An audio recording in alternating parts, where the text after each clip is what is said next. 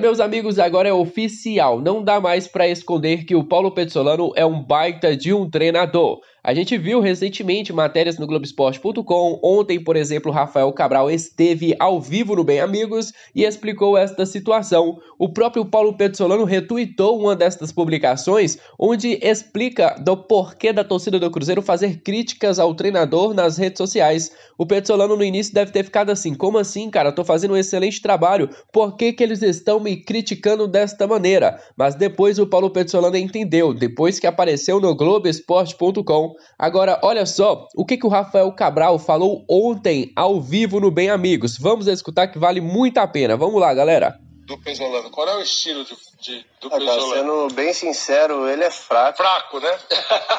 Não, essa eu já tinha dito. Não entende nada. Eu queria saber se você ia manter. Ninguém entende o que ele fala. Porque a hora que você chegou, você falou assim: vou detonar o treinador. Queria ver se você ia manter mesmo. Cara, essa é uma brincadeira, uma sacada que o torcedor do Cruzeiro tem feito, né, nas redes sociais, de criticá-lo, pra que meio que tire o foco dele um pouco, com medo de perdê-lo, né? Mas...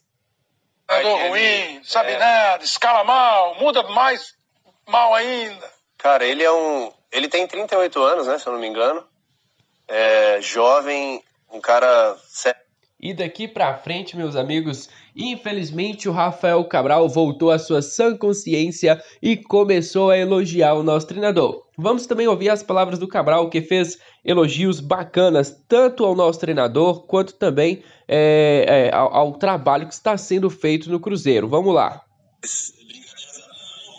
Sabe nada, escala mal, muda mais mal ainda. Cara, ele tem 38 anos, né, se eu não me engano. É jovem, um cara sério, como pessoa, como treinador, um cara que sabe administrar bem o grupo e olha, eu acredito muito que, pra mim, os grandes treinadores são aqueles que melhoram todo mundo, sabe? Claro. E você vê que o Rogério falou ali agora sobre, contratação que deu certo. Todas que ele falou deu certo, né? Então você vê que tem a mão do treinador, cara, porque todo mundo que vem consegue jogar bem. Pois é. O Rogério não comentou, por exemplo, do Eduardo Brock, né, que estava o ano passado também. Exato. O Brock foi um cara que foi muito criticado no clube. Hoje ele é capitão e é muito elogiado e a torcida fala que ele tem que ir pra seleção. Então, você vê aonde eu quero chegar. Essa aí de falar que o Eduardo Brock tem que ir pra seleção foi até uma publicação que eu fiz lá nas redes sociais, criticando, né, a convocação do Tite, não colocando o Eduardo Brock na seleção brasileira, mas também, né, tinha um pouquinho de sarcástico, mas o Eduardo Brock tá jogando demais, isso aí ninguém pode negar. Quero chegar, eu acho que o trabalho que o Pezzolano tem feito, para todo mundo tem sido um trabalho excelente, ele tem uma comissão técnica excelente, é um cara que enxerga futebol assim de uma mentalidade, ele tem uma mentalidade vencedora. É um cara que enxerga futebol. Se você assistir o nosso jogo, você vai ver um time que tem ideia de jogo. Um time que mantém a bola no pé, um time que joga, um time que vai pra cima, um time que desfruta do jogo. Então, é ruim demais você ficar correndo atrás da bola, né? Então, a gente... Cansa. Então, a gente desfruta do jogo, a gente se diverte. Qual é o jeito de jogar? É isso? Posse de bola, vocês com a bola, pressão. Esse jeitão moderno que todo mundo diz que é o ideal de jogar. Trás, toda hora, pressiona lá em cima. Pressão alta. Para, Rafael Cabral. Para, Rafael Cabral. Você tá jogando de trás, a bola tem que ser recuada. Não, tô perguntando. Isso agrada? Não gosto de chutão. Se você dá 2 chutões lá, quando a gente for fazer o vídeo, ele vai mostrar os 2 chutões que você deu. Eita, Rafael Cabral, para, meu amigo. Tá bom que você falou que o Paulo Pezzolano é um grande treinador, mas também não precisa ficar dando detalhes para o Bem Amigos. Sabe quantas milhares de pessoas assistem a este programa? Para de ficar dando spoiler do Cruzeiro. Todo mundo sabe, todo mundo que precisa saber já está aqui em Minas Gerais, do talento do Paulo Pezzolano. Não precisa ficar puxando o saco dele em cenário nacional. Agora, o que o Rafael Cabral fala bem é brincadeira. O cara parece que foi formado, cara, em letras. Ele tem um vocabulário muito bacana. Ele tem palavras na ponta da língua, sabe explicar bem. É um cara que dá show, tá dando show dentro de campo e também tá dando show fora dele também.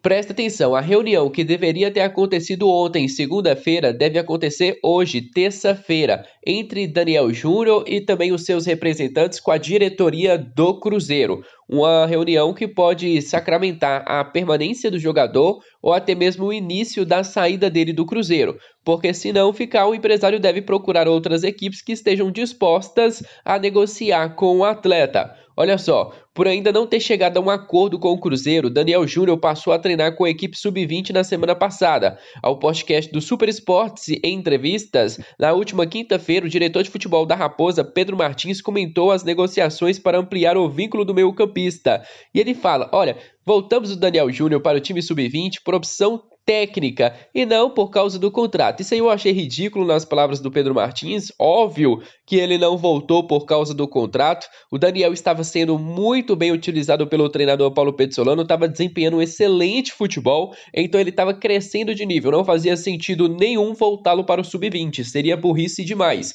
Então o Pedro Martins colocou essas palavras apenas para disfarçar. Ele não prometeu ao dar entrevista que só falaria as verdades, mas ele falou uma verdade que me chamou bastante atenção. É o tipo de contrato que o Cruzeiro quer para os jogadores que sobem da base para o time principal. Não é aumentar o salário dele de 6 mil para 50 do nada. É aumentar o salário dele com o passar do tempo, com o futebol que ele tiver dentro de campo. Ou seja, se você jogar bem, seu salário vai crescer. Se você jogar mal, seu salário vai abaixar. É assim que um clube empresa pretende trabalhar. Isso, na minha opinião, fez muito sentido. Olha só as palavras do Pedro Martins. Com relação à renovação de contrato, tem algumas que são mais rápidas, outras que são mais lentas. O caso do Daniel é um pouco mais tranquilo, porque não é um contrato que está acabando. O clube está querendo valorizar o jogador, está fazendo uma proposta de valorização dentro de um plano de progressão de carreira para ele, declarou. A ideia não é cair do 0 para o 100, é mostrar não só para o Daniel, mas para todos os atletas que estão saindo do sub-20, que existe um plano de progressão.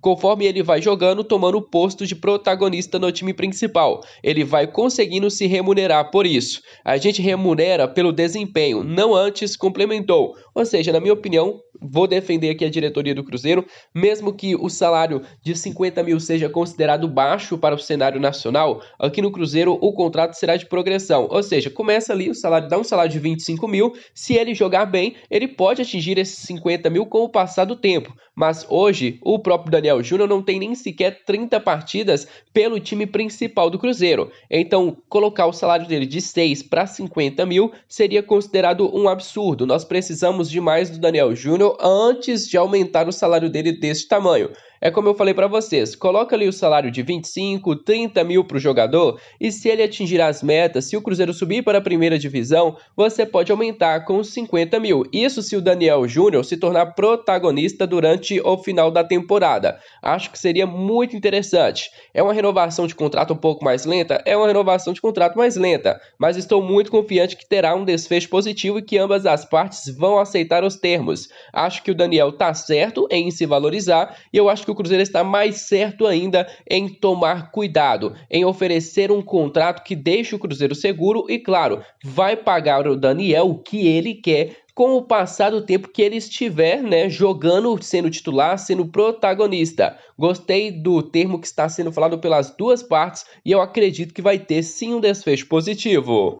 O Cruzeiro corre risco sim de perder 3 pontos. Eu trouxe isso aqui para vocês no segundo vídeo de ontem. E agora a informação que chega é de que o Cruzeiro já está preparando a sua defesa para levar ao STJD, para impedir que o Cruzeiro perca os 3 pontos, o que seria uma fatalidade muito grande para nós. Se a gente perdesse os 3 pontos, ainda assim estaríamos no G4, mas tiraria muito do esforço que foi feito por causa de alguns torcedores tolos que estiveram no estádio e fizeram estes tipos de cânticos. Eles não representam a torcida do Cruzeiro. É uma coisa que acontece não só no Cruzeiro, acontece no Brasil todo e infelizmente é a realidade que tem no cenário nacional e esse tipo de coisa pode causar essa punição ao Cruzeiro. E o meu medo é que eles utilizem o Cruzeiro como, podemos dizer assim, exemplo, porque no ano passado as leis eram diferentes. Agora a CBF já tinha avisado, olha, nós vamos ser mais rígidos em casos de racismo, em casos de homofobia, nós já tínhamos avisados que seríamos mais rígidos durante este campeonato.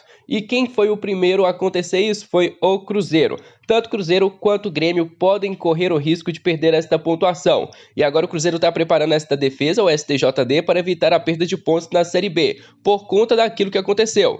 Clube trabalha com a possibilidade de ser punido, mas irá tentar receber apenas a multa. O Cruzeiro, então, já admite a sua culpa praticamente e fala: olha, eu posso ser punido, eu posso me responsabilizar por isso, mas eu não acho necessário a perda de pontos, até porque o nosso time trabalhou, o nosso time se dedicou, a torcida foi lá e apoiou, e por causa de alguns poucos, imbecis que estiveram ali, que fizeram isso, o Cruzeiro pode perder os 3 pontos. Se eu fosse eles vendo essa notícia, tinha vergonha na cara, iria na polícia e admitiria para salvar a pele do Cruzeiro. Eu acho que era o que deveria ter acontecido com estas pessoas. Mas vamos aguardar, o Cruzeiro vai fazer esta defesa, o julgamento vai acontecer e pode ter certeza que vai ser pesado. Não vai ser simples como tem sido nos últimos anos. Neste ano, eles prometem, podemos dizer assim, punições mais severas às equipes que aconteçam isso nos estádios.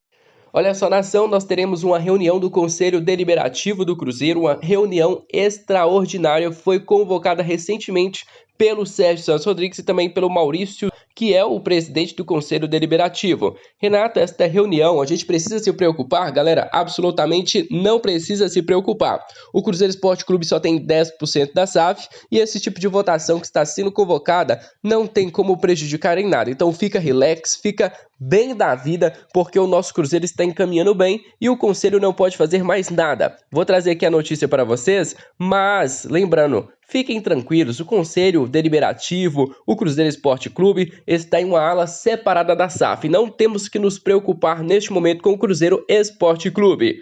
O encontro do órgão responsável por mudanças no estatuto está marcado para o dia 20 de junho. O objetivo é aprovar mudanças das regras do processo eleitoral que será realizado em 2023. O que eles querem mudar? É o tempo, que o presidente vai ficar. O pessoal que vai se candidatar a presidente não vai precisar ficar tanto tempo por lá para se candidatar a presidente. Para conselheiro nato também não vai precisar ser conselheiro por tanto tempo quanto era antes. Eles vão diminuir este processo. É uma coisa que eu não vou me aprofundar. Por quê? Porque nós precisamos ficar tranquilos. Este é um problema que não vai intervir em momento algum no nosso futebol. Lembrando de novo, o Cruzeiro Esporte Clube tem 10% das ações da SAF. Uma coisa que não pode intervir no restante das porcentagens.